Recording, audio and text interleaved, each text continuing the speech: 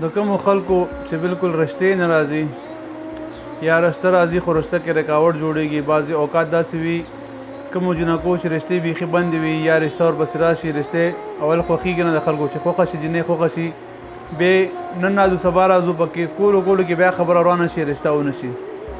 یا کوم هلکان داسې وي هغې دپاره خویندې او مور ګرځي رشتې دپاره چې هلک د ښځې کې رشته وکړو، ښځې کې رشته وشي. غریب له ګرځي خلک ورته ښه موکې دغه موکې چې کله وخت د موکې راشي چیني ورکول یا خوله خوږولو وخت راشي نو خبره بیا کټ شي، بیا ختمه شي. نو داسې اوقات ډېر زیات راځي. نو بعضې ځینو کې داسې وي چې جادو مسله هم را دی شي، بعضې کې نصیب خبره هم ده. الله تعالی به خپله فرمایي قرآن مجید کې وخلقناکم ازواجا، الله تعالی انسانان جوړې پیدا کړي دي. الله تعالی جوړې پیدا کړي چې چېرته انسان نصیب وي هلته کې به هغه وي. خو بعضې اوقات انسان په نصیب باندې سخت شي یا بندش په وجه باندې هغه رشتې رکاویږي. نو کوم خلکو داسې مسلې چې رشتې نه کېږي یا رشته راځي نه بیخي د سره یا رشته راشي خوښېږي نه، نو هغې د عمل ضرور شروع کوي. اوداسه کې کول دي، اودس کې کول دي. اول آخر ته 11 بار مطلب 11 کرتا درود ابراهیمی ویل دي اور 91 بار یو نوی ځل سوره اخلاص ویل دي. کومې خویندې چې دا وظیفه کوي نو دا د بیمارۍ دوران کې نشي ویلی، مطلب مینسز دوران کې دې نشي ویلی او نور دې دا وظیفه کوي. کم از کم دا وظیفه د 91 بار ویل کېږي، 91 دنو پورې دې دا وکړي. انشاءالله العزیز ښایسته نه ښایسته رشته به راځي، کومه د خوښې رشته وي انشاءالله هماغه رشته به کېږي ورسره.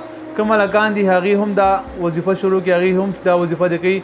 خو د وظیفې ترتیب دا دی چې کوم ملګري هم شروع کوي یا کومه خور هم شروع کوي هغې د اول 200 بار درود ابراهیمي ووایي، رسول الله صلی الله علیه وسلم د روح مبارک باندې تحفه پیش کی، زما طرف نه مکمل اجازت دی تاسو ته. انشاءالله تاسو درود شریف د صدقې په نیت باندې او د خپل رسول الله صلی الله علیه وسلم تحفې په نیت باندې پیش کړئ. که ستاسو په رشته کې هر څومره رکاوټ وي، هر څومره رشته ستاسو سخته وي، دا به دې برکت سره انشاءالله ختمېږي. د درود پاک برکت ما کتلی الحمدلله موږ هره جمعې شپه باندې 200 سوالات ختم کو درود شریف هره جمعې شپه باندې الحمدلله. کله کله زه ویډیو شیر کوم، نن ما هم شیر کړی نن جمعې شپه ده. نو الحمدلله د درود پاک ډېر زیات برکت او فضایل دي. نو تاسو هم درود ابراهیمي ووایئ، 200 بار رسول الله صلی روح مبارک باندې تحفه پیش کړئ، زما مکمل اجازت دی. کوم هلکان دي هغې د هم دا 91 بار دا وظیفه وکړي، انشاءالله فایده به ضرور ملاویږي. ښه د خوښې رشته به ورته ملاویږي چې کومې ښه وي او کومه د سره جوړېږي انشاءالله الله تعالی به هماغه رشته ورکوي. دا څومره نه ښه کېږي دا وظیفه مخکې شیر کړئ نو فایده به ډېره کېږي.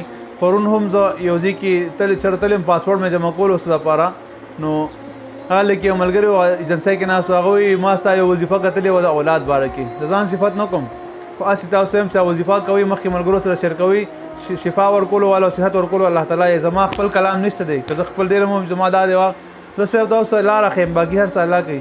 نو هغه وایي چې ستا ویډیو مې کتلې وه د اولاد باره کې، وایي زموږ خاندان کې یو زنانه وه د هغې 14 کاله د هغې اولاد نو بچي نو، او ما د هغه ویډیو ورته سینډ کړه، هغې دغه وظیفه وکړه 3 میاشتو کې الله تعالی هغې ته اولاد هغه نصیب کړه. ډېر دنیا ډاکټران یې کتلي اپریشن یې هر قسم اپریشن یې کړی ښه شوې نه وه، خو ستا وظیفې څخه اوسه پورې هغه زنانه دعاګانې کوي. نو زړه مې خوشحاله شو چې الحمدلله چاته فایده ملو شوې ده. نو موږ دا ویډیوګانو په دغه نیت کوو چاته چې فایده ملو شي. الله تعالی دې موږ تاسو نازل شي، الله تعالی موږ تاسو خپل رضا نصیب کړي. بعضې ملګري زموږ د موبایل نمبر غواړي، نو زما موبایل نمبر هم یوټیوب چینل کې شته، مفتی فیصل 034 دغه کې زما موبایل نمبر هم شته.